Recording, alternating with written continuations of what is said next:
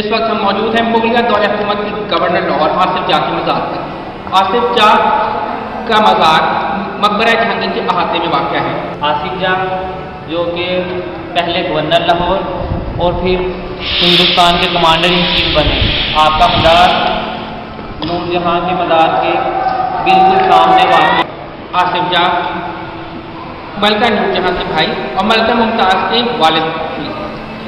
आप मुगलिया दौर हुकूमत में मुगलिया दौर की सिफात करार दी। आज अगर हम इस मज़ार की हालत पर गौर फरमाएं तो हमें अपनी उनसे पाकिस्तान की नाकामी नजर आएगी, जिन्होंने इस पाकिस्तान के सकाफती विरसे में, क्योंकि मुगलों ने हमें इनायत फरमाया है, उसकी ज़रा बराबर की कदर नहीं की। अगर हमारे हुक्मरान मेट्रो ट्रेन जैसे मंसूबों के अलावा इन सकाफती विरसों की हिफाजत पर ध्यान दें तो हम अपने सकाफती विरसों की हिफाजत बखूबी कर सकते हैं और हमारे सकाफती विरसे हमारी पहचान है। हमें इनकी कदर करनी चाहिए, इनकी कदर की निगाह से देखनी चाहिए।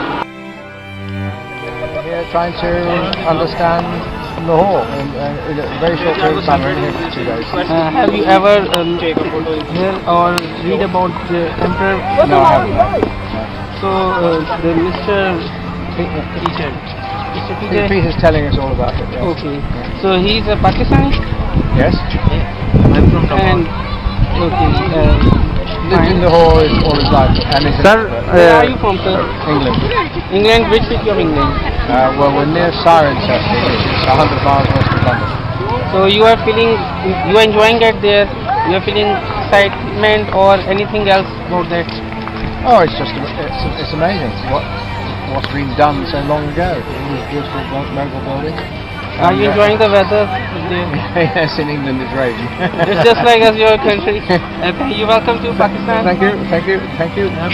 जलालुद्दीन मोहम्मद अकबर के बेटे शहंशाह जहांगीर के मज़ार। अकबर के बाद हिंदुस्तान के बादशाह बने। शहंशाह जहांगीर का मज़ार है, एक शाहजहां में वाक़िया है। ये तकरीबन दरियाए रावी से 5 किलोमीटर के फासले पर शुमाल मगरिब की जानिब वाक़िया है। मुगल बादशाह जहांगीर के मज़ार पर, जो कि हमारे पाकिस्तान की तारीख की सकाफत में एक अहम किरदार अदा करता है। हमारा एक बहुत बड़ा सकाफती विरसा भी है और यहाँ ये एक बहुत बड़े बादशाह जलालुद्दीन मोहम्मद अकबर के बेटे जहांगीर का मज़ार है।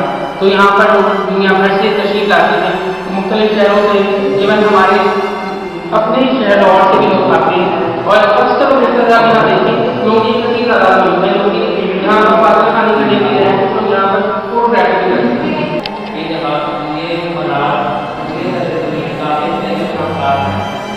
जो आप देख सकते हैं शहंशाह जहांगीर की कब्र को, उसके अंदर जो संगे मरमर से सब बनाई गई है और इस संगे मरमर के अंदर जो पत्थर और नगीने इसमें लगाए गए हैं कि उस वक्त का बेहतरीन और उम्दा काम था। मुगलिया ख़ानदान के लोग जो कि तर्ज़ तमीर के बहुत माहिर थे और इस हवाले से अपनी एक अलहदा पहचान रखते हैं और उन्होंने बेशुमार इमारतें बनवाई हैं।